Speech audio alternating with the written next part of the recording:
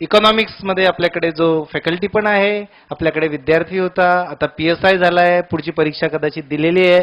संतोष आंबटकर तुमच्याशी याच्यानंतर संवाद साधेल. संतोष. घाबरलेला पीटर आज पहिल्यांदा घाबरतोय इतक्या लोकांना समोर बघून. घाबरण्यातही धमकी देतोय.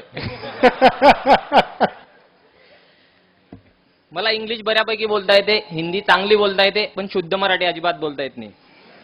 त्याचं कारण असं, मी पण शिरसोलीचंच प्रॉडक्ट आहे आणि खूप गुंतागुंतीचं प्रॉडक्ट आहे.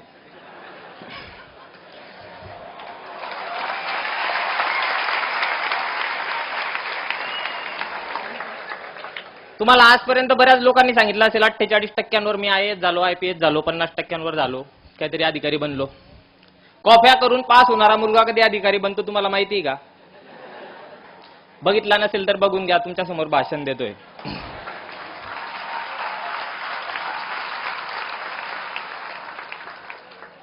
प्रवास फार विचित्र होता. वडील गावाचे सरपंच आणि पोरगा एकदम टुकार.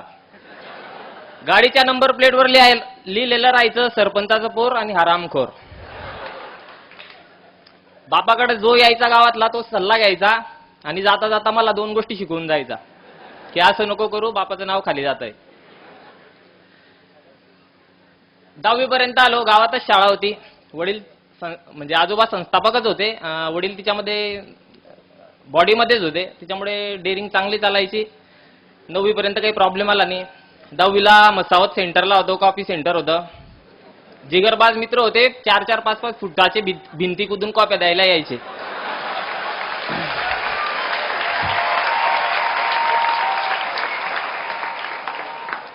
झालो 10वी जेमतेम पास झालो. 11वीला ऍडमिशन घ्यायचं. काय करायचं बऱ्यापैकी टक्के पडलेले होते. घरचे मला सायन्स घे. मला माहिती होतं सायन्स माझ्याकडनं होणार नाही.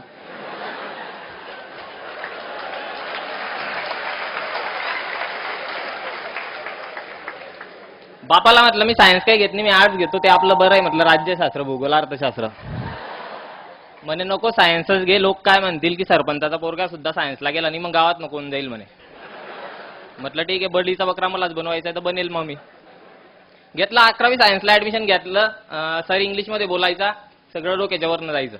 कारण आज 10वी पर्यंत मराठी मीडियम, इंग्लिशशी काही संबंध नाही. 36चा आकडा, 36 मार्क पाडूनच पास व्हायचो आपण.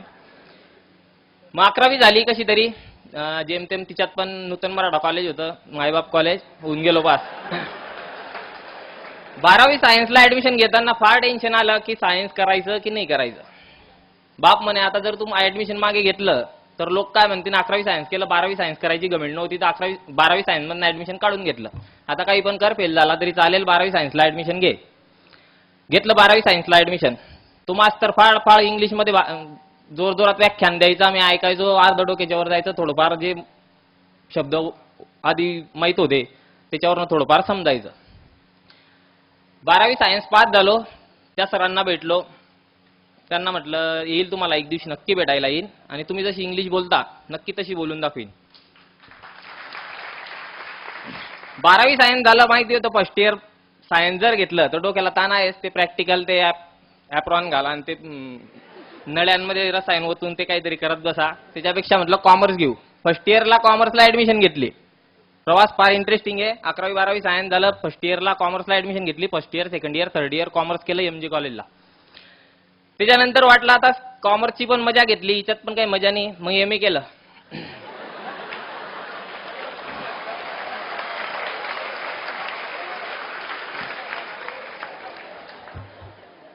MA करता करता इकॉनॉमिक्सची गोडी होती. First year, second year, third इयरला इकॉनॉमिक्स बऱ्यापैकी झालेलं होतं. MA मध्ये पण इकॉनॉमिक्सवर बराच हात बसलेला होता. त्यानंतर प्रश्न पडला, आता MA पर्यंत येऊन गेलो, 23-24 वर्षाचे होऊन गेलो, आता करायचं काय? मी त्याच्यासोबत MBA पण करत होतो, ऑस्ट्रिया युनिव्हर्सिटी, रायसोनी कॉलेजला ऑस्ट्रिया युनिव्हर्सिटी. मी तिथनं MBA करत होतो. MBA झालं. कसं झालं ते फक्त मला माहिती, तुम्ही त्याचं टेन्शन नका घेऊ. मग एक समुद्र होता, समुद्रात फक्त माझी ओढी, ती चारही बाजूला समुद्र होता, दिशा दिसत नव्हती. हे जे 3 वाक्य ते लिहिलेले याच्यापैकी एक पण आयुष्यात नव्हतं. दृढता तर माहितीच नव्हती, प्रकाशमय आयुष्यात नव्हता आणि दिशा कुठे जायचंय ते माहित नव्हतं.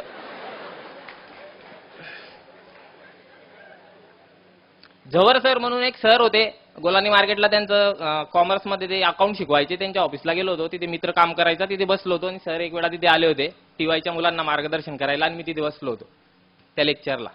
आणि सरांनी पहिल्याच तिच्यामध्ये मन जिंकलं होतं व्याख्यानमध्ये. सरांनी म्हटलं होतं की यशस्वी होण्याचे 3 मार्ग. एक कठीण मेहनत, दुसरा कठीण मेहनत आणि तिसरा कठीण मेहनत. तेव्हा समजलं की मेहनतीला पर्याय नाही, आपण जे करतोय ते चांगलं नाही.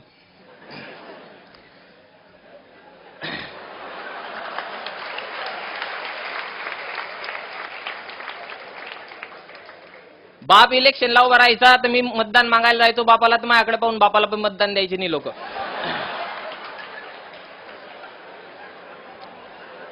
2007 मध्ये एक मॅटर झालं.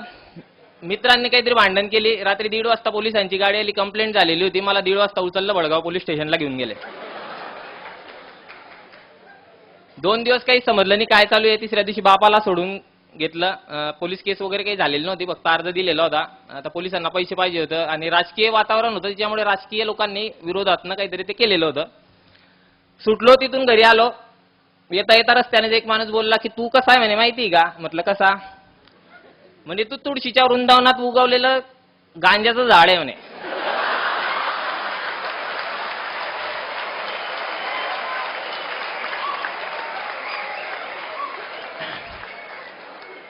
दिमाग फिरला, घरी आला. बापाला म्हटलं एक माणूस असा असा बोलला. अरे जाऊ दे म्हणे, मला माहिती आहे ना, राजकारणातून झालेलं आहे म्हणे, तुझा काही दोष नाही म्हणे तिच्यामध्ये. म्हटलं ठीक आहे. खूप संतापात होता. बाहेर गेलो. बाहेर जाता जाता बाप म्हणे 1 मिनिट थांबलो. आई आली, आत्या आल्या, मामा आले. तो लग्न करायचं म्हणे, तू खूप मातून गेलाय म्हणे. म्हटलं लग्न झाल्यावर माणूस म्हणजे ते काय म्हणतात नाल बसून जाते माणसाला, असं काही आहे का? म्हटलं नाही म्हणे, पण तू लग्न करायचंय. म्हटलं लग्न करेल पण लव्ह मॅरेजच करेल. वडील म्हणत ठीक आहे कर. टेन्शन मध्ये त्या दुसऱ्या दिवशी कॉलेजला गेलो. ती भेटली.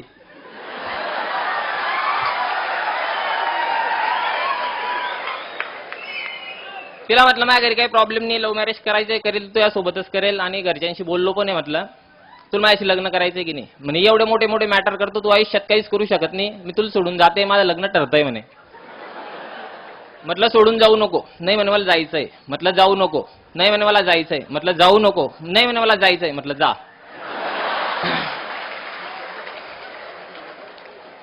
ती सोडून चालली गेली. मग तेव्हा खरंच समुद्र होता. समुद्रात फक्त माझी होडी होती. चारी बाजूला फक्त समुद्र होता आणि दिशा माहित नव्हती. प्रकाश पण नव्हता जिंदगीत आणि दृढता तर अजिबात नव्हती. खसलेला होता, तुटलेला होता. काय करावं समजत नव्हतं. कवितांवर कविता लिहत होता आणि अजून बरंच काही करत होता. घरात कमी आणि पानटपरीवर जास्त बसायचा. मग तेव्हा दीपस्तंभाला आलो. सरांचं ते मार्गदर्शन ऐकलेलं होतं, ते डोक्यात होतं. दीपस्तंभाला ऍडमिशन घेतलं आणि एक जीवनात असा ट्यूब पेटला, प्रकाश आला. सरांच्या प्रेरणेने, मोटिवेशनच्या काही व्याख्यानांनी दृढता पण येऊन गेली आणि समुद्रातनं बाहेर निघायचं होतं. दिशा हवी होती. एवढा मोठा दीपस्तंभ माझ्यासोबत होता आणि त्याचा कॅप्टन इतका महान माणूस होता की शॉर्टकट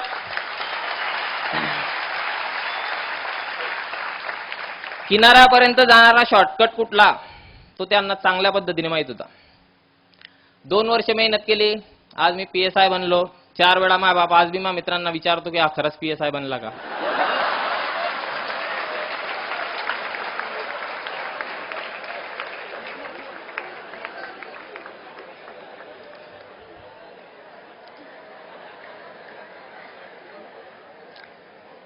एवढंच बोलायचं होतं. फार काही सांगणार नाही तुम्हाला की असं करा आणि तसं करा आणि येऊ करा आणि ती करा.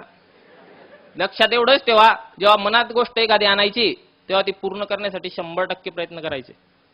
या मंचावर तुम्हाला योग्य मार्गदर्शन योग्य माणसाचं मिळणार आहे. कधी कधी तर वाटतं त्यांचा व्याप वाढतोय दीपस्तंभाचा, तर आम्हाला मिळणारा यजुर्वेंद्र महाजन सरांचा वेळ कमी कमी होत जाईल आणि येणाऱ्या भविष्यातल्या परीक्षांमध्ये आम्हाला योग्य ते मार्गदर्शन त्यांचं मिळणार नाही असं केव्हा केव्हा वाटतं. पण केव्हा केव्हा वाटतं नाही, एवढी मोठी संस्था आहे तर कुठेतरी व्याप वाढायलाच पाहिजे आणि खानदेशातल्याच नाही महाराष्ट्रातल्या प्रत्येक विद्यार्थ्याला याचा लाभ मिळायला पाहिजे.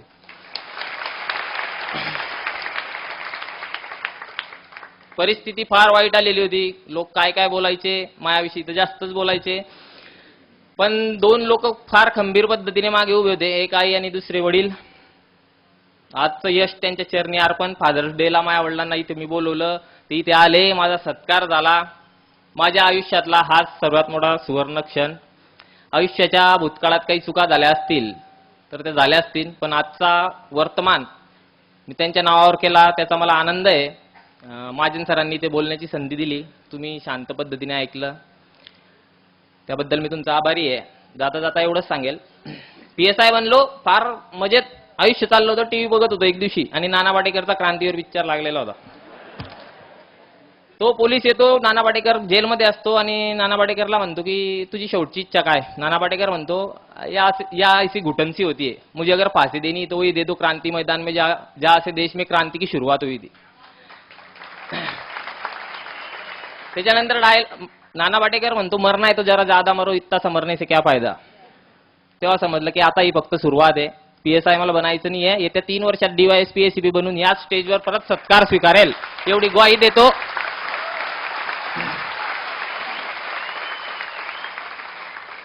काही चुकलं असेल तर पदरात घ्या. शांतचित्ताने ऐकल्याबद्दल धन्यवाद.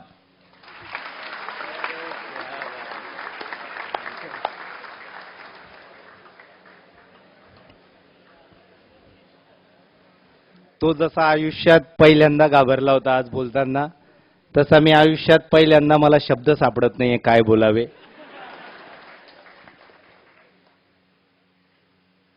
त्याला सेकंड भरत म्हणावं का भरतला सेकंड संतोष म्हणावं मला ते पण समजत नाहीये. आणि एक मात्र सांगतो, तो जे बोलला ते सगळं एकदम खरं सांगितलं. तो आहेच तसा. आणि त्याला जेवढी अशी सगळे विद्यार्थी आहेत ना, हे सगळे तुमच्या अनेकांसाठी आदर्श आहे. अभिजित सारखे विद्यार्थी जे आहेत ना, म्हणजे अभ्यासच आधीपासून हुशार व्यवस्थित, बरोबर, ते असतात 10-15%, बरोबर. बाकीचे 20-30% इकडे बी नाही तिकडे बी नाही असे असतात. आणि 50% कुठेच नसतात बिलकुल. तर त्या सगळ्यांसाठी रोल मॉडेल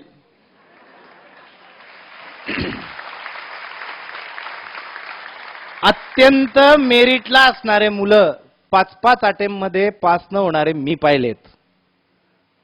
आणि असेच टपऱ्यांवर कधीतरी उभं राहणारे किंवा कधीतरी थोडीशी लाईन चुकून गेलेले, कधीच अभ्यास न केलेले काही मुलं असे पुढे जातात. याचा अर्थ असा नाही की टपरीवर उभं राहायला पाहिजे. मी मुद्दाम जरा विस्कळीत करून सांगतोय तुम्हाला. पण थोडक्यात आत्ता जर काही चुकीचं घडत असेल, आत्ता जर काही तुमचं तंत्र लागत नसेल, काही तंत्र बसत नसेल, निराश होऊ नका. जर तुमच्या जीवनात तुम्ही बदल घडवून आणला, तुम्हीच, मी नाही, ही सगळी लोक दीपस्तंभचं सांगतायत, त्यावेळेस मी एक वेळेस मानतो की ठीक आहे, वातावरण त्यांना मिळतं. माझं नाव ते खूप रिस्पेक्टफुली घेत आहेत, तो त्यांच्या मनाचा मोठेपणा आहे. मला असं वाटतं माणसाला बदलायचं असेल तर अगोदर 8 ठिणगी पडावी लागते. आणि माझ्यासारख्याने जरी ती ठिणगी टाकली तर त्या ठिणगींचं रूपांतर ज्वालेत व्हायचं असेल तर जिथे ती पडली आहे ते ग्राउंड किंवा ती जागा तशी असावी लागते, ज्वालाग्रही. ती जर ज्वालाग्रही नसली आणि ती जर थंड अशी जागा असली तर अशा कितीही ठिणग्या पडून गेल्या तर उपयोग होत नाही. मी त्या दिवशी कदाचित जवर सरांकडे 50-70 मुलांसमोर बोललो असेल, मला आठवत पण नाही की तो होता नाही होता. पण ती ठिणगी पडली, पण ती अशा मैदानावर पडली की ते ज्वालाग्रही होतं. काहीतरी करण्याची जबरदस्त उमेद असल्याशिवाय अशा ठिणग्यांचा उपयोग होत नाही. म्हणून पुन्हा 3 cheers and 3 hats off for Santosh. Great, great.